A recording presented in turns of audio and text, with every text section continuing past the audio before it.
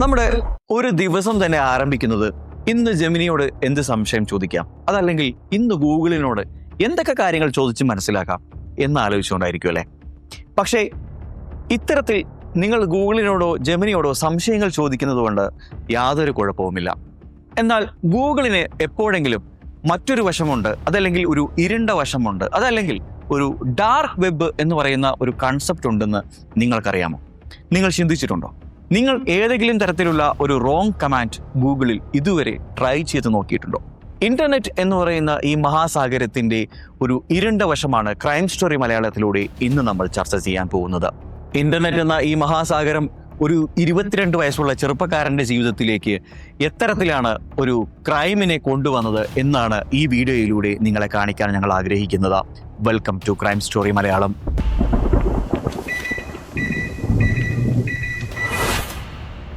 ഇത് രാഹുൽ എന്ന് പറയുന്ന 22 വയസ്സുള്ള എഞ്ചിനീയറിംഗ് വിദ്യാർത്ഥിയുടെ കഥയാണ്. ഇദ്ദേഹത്തിന് ചില സ്വഭാവങ്ങളുണ്ടായിരുന്നു. ഇദ്ദേഹം ഒരു എഞ്ചിനീയറിംഗ് വിദ്യാർത്ഥി ആയതുകൊണ്ട് തന്നെ IT-യിൽ വളരെ വിദഗ്ധമായിട്ടുള്ള ചില അന്വേഷണങ്ങൾ, റിസർച്ചുകൾ ഇദ്ദേഹം നടത്തുന്നുണ്ട്. ആവശ്യക്കാർക്കായി കോഡുകൾ ക്രിയേറ്റ് ചെയ്ത് കൊടുക്കുന്നതും അതേപോലെ തന്നെ ചീറ്റ് കോഡുകൾ ക്രിയേറ്റ് ചെയ്ത് അദ്ദേഹത്തിന്റെ സ്വന്തം ലാപ്ടോപ്പിൽ തന്നെ പരീക്ഷിക്കുകയും ചെയ്യുന്നത് ഇദ്ദേഹത്തിന്റെ ഇഷ്ടവിനോദങ്ങളിൽ ഒന്നായിരുന്നു. അങ്ങനെ 2019 രാത്രി 1:30 ഇദ്ദേഹത്തിന്റെ ലാപ്ടോപ്പുകളിൽ ഇദ്ദേഹം ക്രിയേറ്റ് ചെയ്ത കോഡുകൾ ഉപയോഗിച്ച് ചില പരീക്ഷണങ്ങൾ ഇങ്ങനെ നടത്തിക്കൊണ്ടിരിക്കുകയായിരുന്നു. അദ്ദേഹം ആ സമയത്താണ് ഒരു വെബ് ലിങ്ക് കാണുന്നത്. ഇത്തരത്തിൽ ഇങ്ങനെ ഒരുപാട് നേരം വർക്ക് ചെയ്തുകൊണ്ടിരുന്ന സമയത്ത് സ്വാഭാവികമായിട്ടും ഇദ്ദേഹത്തിന് ബോറടിക്കുകയാണ്. ഇങ്ങനെ ബോറടിച്ച സമയത്ത് ഇദ്ദേഹത്തിന് ഇന്റർനെറ്റിന്റെ ചില മിത്തുകളെ കുറിച്ച് ചില ധാരണകളൊക്കെ ഉണ്ടായിരുന്നു. അതുകൊണ്ട് തന്നെ ഇദ്ദേഹം ചില കാര്യങ്ങളൊക്കെ ഇങ്ങനെ വെബ്സൈറ്റിൽ ഇങ്ങനെ ഗൂഗിളിൽ ഇങ്ങനെ സെർച്ച് ചെയ്തുകൊണ്ടിരിക്കുകയാണ്. അദ്ദേഹത്തിന് അപ്പോഴാണ് ഒരു വെബ്സൈറ്റിന്റെ കോണിലായിട്ട് ഇങ്ങനെ ഒരു കാര്യം എഴുതിയിട്ടുള്ളത് അദ്ദേഹത്തിന് ശ്രദ്ധയിൽപ്പെടുന്നത്. ഇന്റർനെറ്റിൽ നിങ്ങൾ ഒരിക്കലും സെർച്ച് ചെയ്യാൻ പാടില്ലാത്ത കാര്യങ്ങൾ എന്നായിരുന്നു ആ ബ്രൗസ് ഫീച്ചറിന് താഴെ ടൈറ്റിലായിട്ട് കൊടുത്തിട്ടുണ്ടായിരുന്നത്. കൗതുകം തോന്നി അദ്ദേഹം അതിൽ ക്ലിക്ക് ചെയ്യുക. അത് ഓപ്പൺ ചെയ്തു വരുന്ന സമയത്ത് ഇനി ഇവിടെ സംഭവിക്കാൻ പോകുന്നത് ട്വിസ്റ്റുകളുടെ ഒരു പൂരമാണ്. അദ്ദേഹം ആ ലിങ്കിൽ ക്ലിക്ക് ചെയ്തു. അതൊരു ഡാർക്ക് വെബിന്റെ അഡ്രസ് ആയിരുന്നു. അദ്ദേഹം അത് ക്ലിക്ക് ചെയ്ത ഉടനെ തന്നെ അദ്ദേഹത്തിന്റെ ലാപ്ടോപ്പിന്റെ സ്ക്രീൻ ഇങ്ങനെ ഗ്ലിച്ചാവാൻ തുടങ്ങുകയാണ്. ലാപ്ടോപ്പിന്റെ സ്ക്രീൻ ഇങ്ങനെ കറുത്തതും വെളുത്തതുമായ നിറത്തിൽ ഇങ്ങനെ മിന്നിക്കളിക്കാൻ തുടങ്ങി. മാത്രമല്ല അദ്ദേഹത്തിന് മുന്നിലേക്ക് ഒരു ഇരുണ്ട റൂം പെട്ടെന്ന് ഇങ്ങനെ പ്രത്യക്ഷപ്പെട്ടു. ഉടനെ തന്നെ അദ്ദേഹത്തിന്റെ ഫോണിലേക്ക് ഒരു മെസ്സേജ് വരികയാണ്. നിങ്ങളിപ്പോൾ കണ്ട ആ കറുത്ത മുറിയിൽ ഞാനാണ് നിൽക്കുന്നത്. എന്താണ് സംഭവിക്കുന്നതെന്ന് അദ്ദേഹത്തിന് മനസ്സിലായില്ല. അദ്ദേഹം കയറിയിരിക്കുന്നത് ഒരു റോങ് ആയിട്ടുള്ള സ്ഥലത്താണ് എന്നത് മാത്രം അദ്ദേഹത്തിന് മനസ്സിലായി.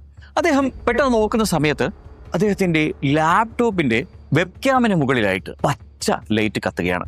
സാധാരണഗതിയിൽ ഈ ക്യാം ആക്ടിവേറ്റഡ് ആണെങ്കിൽ മാത്രമാണ് ഇങ്ങനെ പച്ച ലൈറ്റ് കത്തുന്നത്. അദ്ദേഹം ഉടനെ തന്നെ പേടിച്ചുപോയി ലാപ്ടോപ്പ് മടക്കി വെച്ചുകൊണ്ട് അവിടെ നിന്ന് ദൂരത്തേക്ക് മാറിയിരുന്നു. പിന്നീട് അദ്ദേഹത്തിന് ലാപ്ടോപ്പ് തുറക്കാനുള്ള ധൈര്യം ഉണ്ടായിരുന്നില്ല. കാരണം ഇവിടെ സംഭവിച്ചിരിക്കുന്നത് ഒരു ഹാക്കിംഗ് ആണോ അല്ലേ എന്നുള്ളൊരു സംശയമാണ് അദ്ദേഹത്തിന് ഉണ്ടായിരുന്നത്. ഇതൊരു ഹാക്കിംഗ് ആണെങ്കിൽ തൻ്റെ പേഴ്സണൽ ഡാറ്റാസും തൻ്റെ വർക്ക് ഡാറ്റാസും എന്ന് തുടങ്ങിയിട്ടുള്ള സകലമാന സാധനങ്ങളും ഇവിടെ ഹാക്ക് ചെയ്യപ്പെട്ടിട്ടുണ്ടാവും, തൻ്റെ അടുത്ത് നിന്നും നഷ്ടപ്പെട്ടു പോയിട്ടുണ്ടാവുമെന്ന് അദ്ദേഹത്തിന് നല്ല ബോധ്യമുണ്ടായിരുന്നു. മാത്രമല്ല ഇതിന്റെ പിന്നിൽ ഏതെങ്കിലും തരത്തിലുള്ള അപകടം പതിയിരിപ്പുണ്ടോ എന്ന സംശയം കൊണ്ടാണ് അദ്ദേഹം പിന്നീട് ആ ലാപ്ടോപ്പ് തുറന്നു നോക്കാനുള്ള മടി കാണിക്കാനുണ്ടായ കാരണം. എന്നാൽ ഈ പ്രശ്നം ഇതുകൊണ്ടൊന്നും തീരുന്നുണ്ടായിരുന്നില്ല. പിറ്റേ ദിവസം മുതൽ അദ്ദേഹത്തിന്റെ സാധാരണ ലൈഫിലേക്ക് വരികയാണ്. കാരണം അദ്ദേഹത്തിന്റെ ലൈഫിൽ പിന്നീട് പ്രത്യേകിച്ചൊന്നും സംഭവിച്ചിട്ടില്ല എന്നതായിരുന്നു കാരണം. അതോടെ തന്നെ അദ്ദേഹത്തിന്റെ ലാപ്ടോപ്പുമായി അദ്ദേഹത്തിന്റെ സാധാരണ വർക്കിലേക്ക് കടക്കുകയാണ്. അദ്ദേഹത്തിന് ക്ലയന്റുകൾ വിളിക്കുന്നുണ്ട്. ക്ലയന്റിലുള്ള വർക്കുകൾ അദ്ദേഹം ഡെലിവർ ചെയ്ത് കൊടുക്കുന്നുണ്ട്. ഗൂഗിളിൽ അദ്ദേഹത്തിന് ആവശ്യമായ കാര്യങ്ങളൊക്കെ അദ്ദേഹം സെർച്ച് ചെയ്തെടുക്കുന്നുണ്ട്. ആർട്ടിഫിഷ്യൽ ഇന്റലിജൻസിനോട് അദ്ദേഹത്തിനുള്ള സംശയങ്ങൾ ചോദിക്കുന്നുണ്ട്. മതിയായ ഉത്തരം ലഭിക്കുന്നുണ്ട്. ഇത്തരത്തിൽ അദ്ദേഹത്തിന്റെ ജീവിതം നോർമലായിട്ട് ഇങ്ങനെ പോയിക്കൊണ്ടിരിക്കുകയാണ്. എന്നാൽ 2 ദിവസം കഴിഞ്ഞപ്പോൾ അദ്ദേഹത്തിന്റെ ഫേസ്ബുക്കിലേക്ക് ഒരു ഫ്രണ്ട് റിക്വസ്റ്റ് വരികയാണ്. അതിസുന്ദരിയായ ഒരു പെൺകുട്ടിയാണ് ഈ ഫ്രണ്ട് റിക്വസ്റ്റ് അയച്ചിരിക്കുന്നത്. ഈ ഫേസ്ബുക്ക് പ്രൊഫൈലിന്റെ പേരെന്ന് പറയുന്നത് അലീന എന്നായിരുന്നു.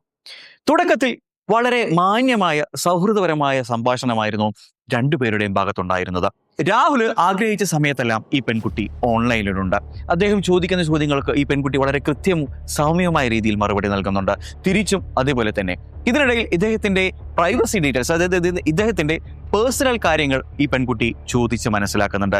ഇദ്ദേഹത്തിന്റെ കുടുംബത്തെക്കുറിച്ചും ഇദ്ദേഹത്തിന്റെ ജോലിയുടെ സ്വഭാവത്തെക്കുറിച്ചും ഇദ്ദേഹത്തിന് എത്രത്തോളം വരുമാനം ലഭിക്കുന്നുണ്ട്, ഇദ്ദേഹം എങ്ങനെയാണ് ഡാറ്റ കളക്ട് ചെയ്യുന്നത്, ഇദ്ദേഹത്തിന്റെ ക്ലയൻസ് ആരൊക്കെയാണ് എന്ന് തുടങ്ങിയിട്ടുള്ള ഇദ്ദേഹത്തിന്റെ എല്ലാവിധ പേഴ്സണൽ രേഖകളും ഈ പെൺകുട്ടി ചോദിച്ച് മനസ്സിലാക്കുന്നുണ്ട്. എന്നാൽ രാഹുൽ മനസ്സിലാക്കാതെ പോയ ഒരു കാര്യം ഇതിന് പിന്നിലുണ്ടായിരുന്നു. അദ്ദേഹത്തിന് നേരത്തെ ആ ഡാർക്ക് വെബിൽ എൻ്റർ ചെയ്തതോടുകൂടി അദ്ദേഹത്തിന്റെ ലൈഫിൽ ഇനി ഉണ്ടാകാൻ പോകുന്ന ചേഞ്ചുകളെ കുറിച്ച് അദ്ദേഹത്തിന് ഒരു തരത്തിലും സ്വപ്നം കാണാൻ കഴിയാത്ത രീതിയിലുള്ളതായിരുന്നു. ഒരു കൗതുകത്തോടെ ഇതിലേക്ക് എൻ്റർ ചെയ്ത അദ്ദേഹത്തിൻ്റെ ലൈഫിൽ ഇനി സംഭവിക്കാൻ പോകുന്നത് യാദൃശ്ചികമല്ല, മറിച്ച് മനഃപൂർവ്വം സംഭവിക്കാൻ പോകുന്ന കാര്യങ്ങളാണ്. ഇദ്ദേഹം അറിഞ്ഞോ അറിയാതെയോ ചെന്ന് കയറിക്കുറിച്ചിട്ടുള്ളത് ഹാക്കർമാരുടെ വലയിലേക്കാണ്. അവരുടെ പ്ലാൻ പ്രകാരമാണ് ഇത്തരത്തിൽ പെൺകുട്ടിയുടേതെന്ന് തോന്നിപ്പിക്കുന്ന രീതിയിലുള്ള ഫേസ്ബുക്ക് പ്രൊഫൈലിൽ നിന്നും ഇദ്ദേഹത്തിന് ഒരു റിക്വസ്റ്റ് വരുന്നതും അതുപ്രകാരം ഇദ്ദേഹത്തിൻ്റെ കാര്യങ്ങളെല്ലാം ചോദിച്ച് മനസ്സിലാക്കുന്നതും. അങ്ങനെ ഇവരുടെ സംഭാഷണവും ഇവരുടെ സൗഹൃദവും ഒക്കെ നാൾക്കുനാൾ ഇങ്ങനെ വർദ്ധിച്ചു വരികയാണ്. ഒരു ദിവസം സംസാരിക്കുന്നതിനിടയിൽ രാഹുലിനോട് അലീന ചോദിക്കുകയാണ്, നമുക്ക് ഒരു പാർക്കിൽ വെച്ച് നേരിട്ട് കണ്ടാലോ? എനിക്ക് നിങ്ങളെ നേരിട്ട് കാണണമെന്ന് അതിയായ ആഗ്രഹമുണ്ട്. എന്നാൽ രാഹുൽ ഇത് കേട്ടപ്പോൾ 100% ഇതിനോട് അംഗീകരിക്കുകയാണ് ചെയ്തത്. രാഹുൽ ഇവരോട് പറയാണ്, കുഴപ്പമില്ലല്ലോ, നമുക്ക് കാണാം. നിങ്ങളെ കാണാൻ സത്യത്തിൽ എനിക്കും ആഗ്രഹമുണ്ടായിരുന്നു. പക്ഷേ നിങ്ങൾ എങ്ങനെയാണ് ഇതിനോട് പ്രതികരിക്കുക എന്നതറിയാത്തതുകൊണ്ടാണ് ഞാൻ നിങ്ങളോട് നേരിട്ട് ചോദിക്കാതിരുന്നത്. എനിക്ക് ചെറിയൊരു ചമ്മലുണ്ടായിരുന്നു. ഇത് കേട്ട് അലീന പറയുകയാണ്, ഇതിലെന്താണ് ഇത്ര കുഴപ്പമിരിക്കുന്നത്? നമുക്ക് നേരിട്ട് കാണാം, എനിക്ക് നിങ്ങളോട് നേരിട്ട് സംസാരിക്കണമെന്ന് ആഗ്രഹമുണ്ട്. എന്നിട്ട് ഇവർ പരസ്പരം കാണാൻ വേണ്ടി അവിടെ അടുത്തുള്ള ഒരു പാർക്കിൽ പ്ലാനിങ് നടത്തുകയാണ്. ഇങ്ങനെ ഇദ്ദേഹം ഒരു ദിവസം രാവിലെ ഈ പെൺകുട്ടിയെ കാണാൻ വേണ്ടി ആ പാർക്കിലേക്ക് പോവുകയാണ്. രാവിലെ 10 മണിയോടുകൂടി ഏകദേശം അദ്ദേഹം ആ പാർക്കിലെത്തി. എല്ലാവരാലും ശ്രദ്ധിക്കപ്പെടുന്ന ഒരു ഏരിയയിൽ അദ്ദേഹത്തിന്റെ സ്ഥാനം ഉറപ്പിക്കുകയും ചെയ്തു. മണിക്കൂറുകളോളം ഈ പെൺകുട്ടിയെ കാണാൻ വേണ്ടി അദ്ദേഹം ആ പാർക്കിൽ സമയം ചിലവഴിക്കുകയാണ്. എന്നാൽ ഏകദേശം അവിടെ ഇരുന്ന് 4 മണിക്കൂർ കഴിഞ്ഞിട്ടും പെൺകുട്ടി വരാത്തത് കാണുന്ന അദ്ദേഹം വീട്ടിലേക്ക് തിരിച്ചു പോകാൻ ശ്രമിക്കുകയാണ്. എന്നാൽ അതിനിടയിൽ ഈ പെൺകുട്ടിക്ക് അദ്ദേഹം മെസ്സേജ് അയക്കാൻ ശ്രമിക്കുന്നുണ്ട്. ഈ പെൺകുട്ടിക്ക് കോൺടാക്ട് ചെയ്യാൻ നമ്പർ ഇല്ലാത്തത് കൊണ്ട് തന്നെ ഈ പെൺകുട്ടി ഓൺലൈൻ വരുന്നതിന് വേണ്ടി ഇദ്ദേഹം ഇങ്ങനെ വെയിറ്റ് ചെയ്തുകൊണ്ടിരിക്കുകയാണ്. എന്നാൽ അദ്ദേഹം പ്രതീക്ഷിച്ച ഈ ഒരു സമയത്ത് ഈ പെൺകുട്ടി വന്നില്ല. അതുകൊണ്ട് തന്നെ നിരാശനായി അദ്ദേഹം തൻ്റെ വീട്ടിലേക്ക് തിരിച്ചു പോവുകയാണ്. തിരിച്ചുപോയി അദ്ദേഹം തൻ്റെ ലാപ്ടോപ്പ് തുറന്ന് തൻ്റെ ഡെസ്ക്ടോപ്പിലുള്ള ഡാറ്റകളൊക്കെ ഇങ്ങനെ പരിശോധിക്കുകയാണ്. അദ്ദേഹത്തിന് ചെറിയൊരു നിരാശയുണ്ടായിരുന്നു. ഈ പെൺകുട്ടിയെ കാണണമെന്നും ഈ പെൺകുട്ടിയോട് സംസാരിക്കണമെന്നും ഒത്തുവരികയാണെങ്കിൽ തൻ്റെ ജീവിത പങ്കാളിയാക്കണമെന്നും വരെ ഇദ്ദേഹം ആ സമയത്ത് ആഗ്രഹിക്കുന്നുണ്ട്. കാരണം ഈ പെൺകുട്ടി ഒരു അതീവ സുന്ദരിയായിരുന്നു, നന്നായിട്ട് സംസാരിക്കുന്നുണ്ട്, അത്യാവശ്യം നല്ല വിദ്യാഭ്യാസവും ഉണ്ടായിരുന്നു ഈ പെൺകുട്ടിക്ക്. എന്നാൽ ഡെസ്ക്ടോപ്പിൽ അദ്ദേഹം ചില ദൃശ്യങ്ങൾ കാണുകയാണ്. തുടക്കത്തിൽ അദ്ദേഹത്തിന് അതെന്താണെന്ന് മനസ്സിലായില്ലെങ്കിലും അത് അദ്ദേഹം എൻലാർജ് ചെയ്ത് നോക്കാൻ ശ്രമിക്കുന്നു. എൻലാർജ് ചെയ്ത് നോക്കുന്ന സമയത്ത് അദ്ദേഹത്തിന് കാണാൻ കഴിഞ്ഞത് അദ്ദേഹത്തിൻ്റെത് തന്നെയായ HD ദൃശ്യമികവോടെയുള്ള ചിത്രങ്ങളാണ്. ഈ ചിത്രങ്ങളിൽ അദ്ദേഹം ആ പാർക്കിൽ ആർക്കോ വേണ്ടി വെയിറ്റ് ചെയ്യുന്ന അദ്ദേഹത്തിന്റെ വിവിധ പോസുകളാണ് ഉണ്ടായിരുന്നത്. മാത്രമല്ല ഈ ചിത്രത്തിന് താഴെയായി ഒരു അടിക്കുറിപ്പ് കൂടി ഇത് ആഴ്ചകൾ കൊടുത്തിട്ടുണ്ട്. ഇനി അടുത്ത തവണ നിന്നെയല്ല ഞാൻ കാണാൻ വരുന്നത് എന്നാണ് ആ ചിത്രത്തിനടിയിൽ അടിക്കുറിപ്പായിട്ട് കൊടുത്തിട്ടുണ്ടായിരുന്നത്. രാഹുല് അക്ഷരാർത്ഥത്തിൽ ഞെട്ടിപ്പോയി. കാരണം താൻ ഇവിടെ പ്രതീക്ഷിച്ചത് മറ്റൊരു പെൺകുട്ടിയാണ്. എന്നാൽ തനിക്ക് വന്നിരിക്കുന്ന ഈ ഫോട്ടോയും മെസ്സേജുമെല്ലാം മറ്റാരോ തന്നെ ട്രാപ്പിലാക്കുന്നു എന്നുള്ള രൂപത്തിലുള്ളതായതുകൊണ്ട് തന്നെ താൻ അന്ന് പേടിച്ചതുപോലെ തന്നെ താൻ ഹാക്ക് ചെയ്യപ്പെട്ടിരിക്കുന്നു, ആരോ തൻ്റെ ഡാറ്റ മുഴുവൻ ചോർത്തിയെടുത്തിരിക്കുന്നു, തന്നെ ആരോ പിന്തുടരുന്നു എന്ന സംശയം അദ്ദേഹത്തിന് കണ്ടിന്യൂസ് ആയിട്ട് ഇങ്ങനെ മനസ്സിൽ തോന്നിക്കൊണ്ടിരിക്കുകയാണ്. കാര്യങ്ങൾ കൈവിട്ടുപോയെന്ന് മനസ്സിലാക്കിയ അദ്ദേഹം തൻ്റെ സുഹൃത്തും സൈബർ സെക്യൂരിറ്റി വിദഗ്ധനുമായ വിക്രമനോട് ഈ കാര്യങ്ങൾ പറയുകയാണ്. വിക്രം ഇത് കേട്ടപ്പോൾ തന്നെ എന്തോ ഒരു സംശയമുള്ളതുപോലെ ഇത് രാഹുലിന്റെ ലാപ്ടോപ്പ് എടുത്ത് പരിശോധിക്കാൻ തീരുമാനിച്ചു. അദ്ദേഹം സംഭവിച്ച കാര്യങ്ങൾ മുഴുവൻ രാഹുലിനോട് ചോദിച്ച് മനസ്സിലാക്കിയാണ്. പിന്നീട് ആ ലാപ്ടോപ്പ് പരിശോധിച്ച സമയത്ത് അവർക്ക് മനസ്സിലാക്കാൻ പറ്റിയ കാര്യങ്ങൾ ഞെട്ടിക്കുന്നതായിരുന്നു. ഇദ്ദേഹം നേരത്തെ പറഞ്ഞതുപോലെ ചെന്ന് കയറിക്കൊടുത്തത് ഡാർക്ക് വെബ്സൈറ്റിലുള്ള ഹാക്കേഴ്സിന്റെ അടുത്തേക്കാണ്. ഹാക്കേഴ്സ് ഡാർക്ക് വെബ്സൈറ്റിൽ എൻക്രിപ്റ്റഡ് ആയിട്ട് ക്രിയേറ്റ് ചെയ്തു വെച്ചിരിക്കുന്ന ഒരു വെബ് ലിങ്കിലേക്കാണ് ഇദ്ദേഹം ചെന്ന് കയറിയത്. അതുകൊണ്ട് തന്നെ ഇദ്ദേഹത്തിന്റെ സിസ്റ്റത്തിലുള്ള ഇദ്ദേഹത്തിന്റെ പേഴ്സണൽ ഡീറ്റെയിൽസ് ഉൾപ്പെടെയുള്ള സകലമാന സാധനങ്ങളും ആ ഡാർക്ക് വെബിലുള്ള സെർവറിലേക്ക് ഇതിനോടകം തന്നെ അപ്ലോഡ് ചെയ്യപ്പെട്ടിരിക്കുകയാണ്. വിക്രമും രാഹുലും ഒട്ടും പതറാതെ ഇതിന് പിന്നിൽ അന്വേഷണം ആരംഭിച്ചു. കഴിഞ്ഞ 3 വർഷത്തിനിടെ ഇത്തരത്തിൽ 5ഓളം കേസുകൾ തങ്ങളുടെ നഗരത്തിൽ റിപ്പോർട്ട് ചെയ്യപ്പെട്ടിട്ടുണ്ടെന്ന് ഈ ചെറുപ്പക്കാർ കണ്ടെത്തുകയാണ്. വിക്രം അദ്ദേഹത്തിൻ്റെതായ രീതിയിലുള്ള ചില അന്വേഷണങ്ങൾ നടക്കുന്ന സമയത്ത് അദ്ദേഹത്തിന് പേഴ്സണലി അറിയാവുന്ന 3 പേർക്ക് ഇത്തരം സംഭവങ്ങൾ നടന്നിട്ടുണ്ട് എന്ന് അദ്ദേഹം മനസ്സിലാക്കുന്നു. 3 പേരാണ് ഇത്തരത്തിൽ മരണപ്പെട്ടിരിക്കുന്ന 3 പേരും അവസാനമായി തങ്ങളുടെ IP അഡ്രസ്സിലുള്ള ഗൂഗിൾ സെർച്ച് എഞ്ചിനിൽ അവസാനമായി സെർച്ച് ചെയ്തിരിക്കുന്നത് ഞങ്ങളെ ആരോ പിന്തുടരുന്നു, ഞങ്ങളുടെ ഡാറ്റ മുഴുവൻ ആരോ ചോർത്തിയെടുത്തിരിക്കുന്നു, ഞങ്ങൾക്ക് ഇതിൽ നിന്നും എങ്ങനെ രക്ഷപ്പെടാം എന്നുള്ള രീതിയിലുള്ള സെർച്ചുകളാണ് ഇവർ ആ ഗൂഗിളിൽ ചെയ്തിട്ടുണ്ടായിരുന്നത്. പിന്നീട് രാഹുലും വിക്രമും കേസിന്റെ സീരിയസ്നെസ് മനസ്സിലാക്കുകയാണ്.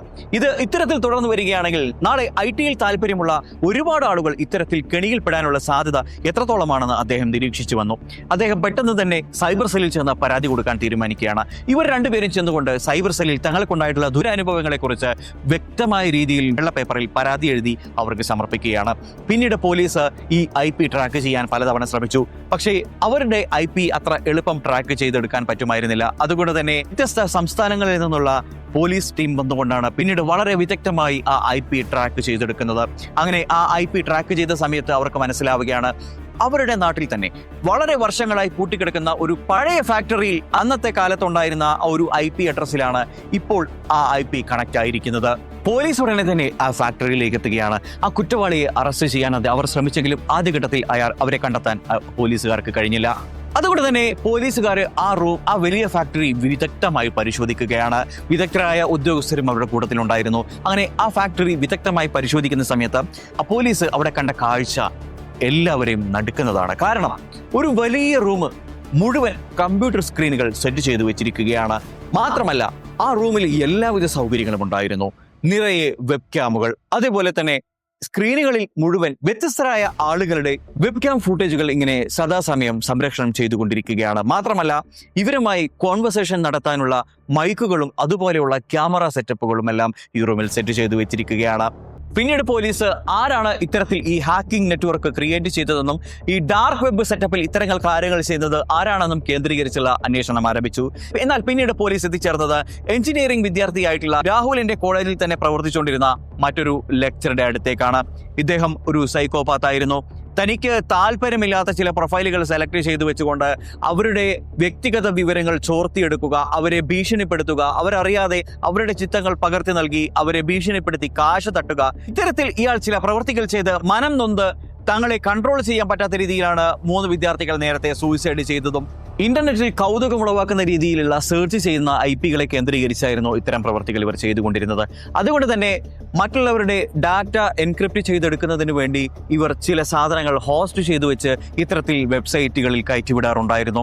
ഇത്തരത്തിൽ ഹോസ്റ്റ് ചെയ്തു വെച്ചിരിക്കുന്ന ലിങ്കിൽ കയറി അവരുടെ ഡാറ്റ എൻക്രിപ്റ്റ് ചെയ്ത് കിട്ടുന്ന സമയത്ത് ഇവരെ പേഴ്സണലി ചൂഷണം ചെയ്തുകൊണ്ട് ഇത്തരം ആളുകളെ നിയന്ത്രിച്ചുകൊണ്ടായിരുന്നു ഇയാളുടെ മാനസിക വൈകൃതങ്ങൾ തീർത്തുകൊണ്ടിരുന്നത്. ഇയാളെ അധികം വൈകാതെ തന്നെ പോലീസ് കസ്റ്റഡിയിലെടുത്തു. ഇന്ന് ഇയാൾ ജയിലിലാണ്. പക്ഷേ ഇന്റർനെറ്റ് എന്ന മായാലോകത്തിൽ നമ്മളറിയാതെ ഒളിച്ചിരിക്കുന്ന ഇത്തരം ഒരുപാട് ക്രൈമുകൾ ഇന്നും നിലവിൽ തുടർന്നുകൊണ്ടേയിരിക്കുന്നു. പലതരം രൂപത്തിലാണെന്ന് മാത്രം. ചിലത് മണി ലോണ്ടറിംഗ് തട്ടിപ്പ്, മറ്റു ചിലതാവട്ടെ നിങ്ങളെ ഗെയിമിന്റെ രൂപത്തിൽ നിയന്ത്രിക്കുന്ന രീതിയിലും. പിന്നീട് പോലീസ് ഇയാളെ പറ്റി വിദഗ്ധമായി മറ്റൊരു അന്വേഷണം കൂടി നടത്തുകയാണ്.